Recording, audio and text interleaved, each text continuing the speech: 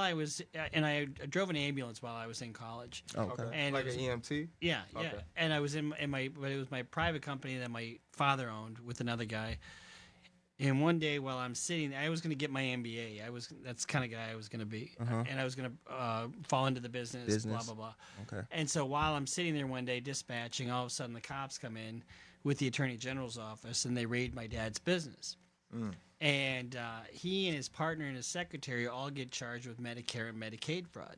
Oh. So, Okay. and my dad's secretary got acquitted. My dad and his partner got convicted of 7 counts. They went to prison. Just before he was supposed to go to prison, he tried to kill himself shoot himself. We wrestled the gun away from him. He went to prison. And after that, his lawyers were horrible at the time, just awful, and that's what caused me to become a lawyer after that. Wow. Were they public defenders? No, or were they and that's a misnomer. Public defenders are usually really good lawyers. Yes. And Oh wow, really?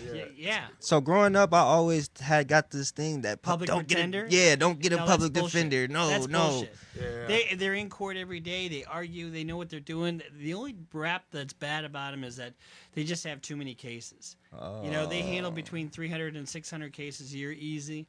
I probably handle between 50 and 70 cases, somewhere in there. Oh, wow. That's the difference between a public and a private lawyer. That makes a lot of sense because they do always look stressed out and they're holding a stack of folders, and it's But like, I got my law degree. I opened my own law firm right out of law school, and now I'm a board certified criminal defense lawyer, and I've never looked back. And I love what I do. I love going to trial. That's dope, man. That's dope. So how long did your pops get?